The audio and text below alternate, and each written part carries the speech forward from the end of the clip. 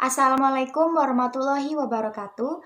Perkenalkan, saya Sinda Nurmalasanti dengan NIM 1700008114, mahasiswa dari Program Studi Pendidikan Biologi, Fakultas Keguruan dan Ilmu Pendidikan, Universitas Ahmad Dahlan. Saya akan sedikit mengulas mengenai fenomena kekerasan dalam dunia pendidikan berdasarkan perspektif Islam.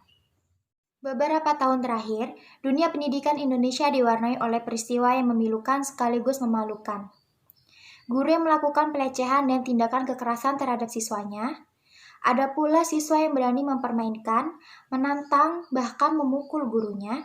Ada pula siswa yang melakukan tindakan perundungan, kekerasan, bahkan pelecehan terhadap siswa lainnya. Seperti pada tahun 2019 misalnya.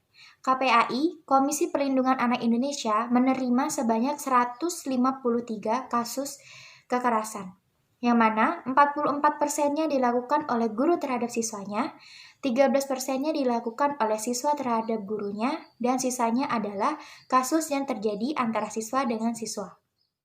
Lantas dari fenomena kekerasan tersebut akan timbul beberapa pertanyaan seperti mengapa fenomena kekerasan, pelecehan, dan perundingan marak terjadi di lembaga pendidikan? Kemudian, sebenarnya apa sih makna dari pendidikan, peserta didik, dan pendidik dalam Islam? Selanjutnya, relasi interaksi seperti apa yang seharusnya terjadi di antara pendidik dan peserta didik? Dan apabila saya menjadi seorang pendidik, khususnya dalam pembelajaran biologi, langkah apa yang akan saya ambil untuk menjadikan suatu pembelajaran menjadi efektif dan tidak terlepas dari nilai-nilai Islami? Fenomena kekerasan di lingkungan sekolah akhir-akhir ini mendapat sorotan tajam dari masyarakat.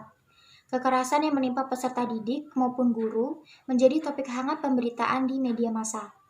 Kekerasan yang terjadi di institusi sekolah mengindikasikan bahwa masih belum terjalin dengan baik hubungan atau interaksi antara pendidik dengan peserta didik, baik itu di lingkungan sekolah ataupun di luar sekolah. Interaksi yang tidak baik antara pendidik dengan peserta didik akan memicu terjadinya hubungan yang berjarak dan akan cepat pula menimbulkan beberapa permasalahan, misalnya seperti kekerasan ataupun pelecehan. Selain itu, watak dan perangai yang tidak baik dari seorang pendidik juga dapat memicu timbulnya permasalahan tersebut. Semua ini tergantung pada lingkungan sosial dan penerapan dari pembelajaran budi pekertinya. Penerapan pembelajaran budi pekerti yang tidak melekat pada diri siswa ataupun pendidik juga dapat akan memicu terjadinya permasalahan tersebut. Lalu, sebenarnya apa makna hakikat dari pendidikan, pendidik dengan peserta didik?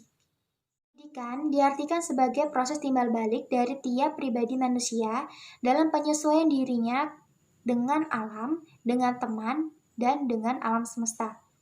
Pendidikan merupakan perkembangan terorganisir dan kelengkapan dari seluruh potensi-potensi manusia, baik itu moral, intelektual, dan jasmaniahnya. Oleh dan untuk kegunaan pribadi dan kegunaannya di masyarakat, yang mana diharapkan untuk dapat mencapai tujuan hidupnya. Selanjutnya adalah pendidik. Pendidik dalam Islam hakikatnya adalah Allah Subhanahu wa Ta'ala. Namun, dalam batasan-batasan tertentu, manusia diberikan kebebasan untuk memberikan pendidikan terhadap sesamanya. Karena manusia merupakan makhluk dinamis yang dibekali oleh potensi.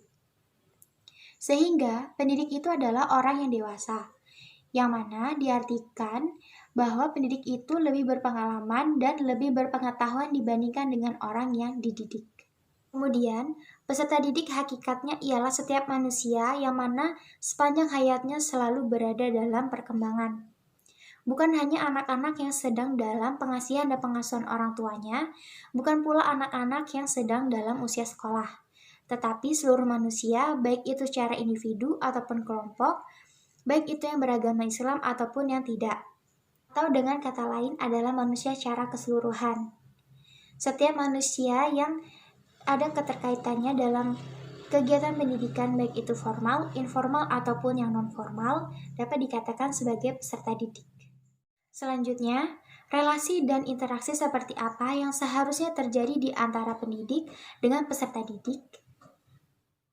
Guru dan peserta didik merupakan dua komponen yang tidak dapat diganggu, karena dua komponen tersebut merupakan penggerak dari interaksi edukatif, yang mana interaksi edukatif ini memiliki tujuan. Tujuannya yaitu untuk menciptakan iklim pembelajaran yang baik di dalam kelas maupun di luar kelas. Jika interaksi edukatif ini sedang berproses, seorang guru harus ikhlas dalam bersikap dan berbuat, serta mampu memahami anak didiknya dengan segala konsekuensinya. Segala kendala yang dapat menghambat berjalannya proses interaksi edukatif ini harus dihilangkan, karena sebagian besar keberhasilan dari proses interaksi edukatif ini ditentukan oleh guru dalam mengelola kelas serta siswanya. Lalu, ketika saya menjadi seorang pendidik, khususnya dalam pembelajaran biologi, langkah apa yang akan saya ambil untuk menjadikan pembelajaran itu secara efektif dan tidak terlepas dari nilai-nilai Islam? Tentu saja, saya akan menjalin interaksi yang baik terhadap peserta didik saya dan juga rekan-rekan kerja di lingkungan sekolah. Kemudian, saya akan memberikan kebiasaan-kebiasaan baik kepada murid-murid saya, agar interaksi yang kita miliki tetap terjalin dengan baik. Seperti selalu menyapa ketika bertemu, mengucapkan salam, dan bersalaman. Kemudian sesekali untuk mengobrol bersama dan bercanda gurau. Insya Allah, dengan begitu, interaksi akan terjaga dengan baik dan pembelajaran juga akan berjalan dengan baik pula. Jadi, dapat disimpulkan bahwa kekerasan yang terjadi di lingkungan sekolah dapat disebabkan oleh beberapa faktor, seperti faktor lingkungan ataupun cara didikan di sekolah. Untuk menghindari hal tersebut, sangat penting untuk menjaga interaksi yang baik antara guru dengan siswa ataupun siswa dengan siswa lainnya. Karena siswa dan guru merupakan satu kesatuan, akan menjadi fenomena yang sangat tidak mengenakan apabila masih marak terjadinya fenomena kekerasan bahkan pelecehan yang terjadi di lingkungan sekolah. Solusi untuk menghindari kasus kekerasan dan pelecehan yang terjadi di lingkungan sekolah yaitu dengan cara memberikan kebiasaan-kebiasaan baik yang sesuai dengan ajaran Islam. Kemudian, melalui pemberian materi yang baik, guru menyampaikan dalam bentuk-bentuk interaksi yang baik pula, maka siswa akan mencontoh dan meniru bagaimana proses interaksi dan komunikasi yang baik pula. Dengan begitu, meminimalisir terjadinya kasus-kasus kekerasan dan pelecehan yang terjadi di lingkungan sekolah. Baiklah, cukup sekian informasi yang dapat saya sampaikan. Semoga dapat bermanfaat bagi kita semua. Saya akhiri, wassalamualaikum warahmatullahi wabarakatuh.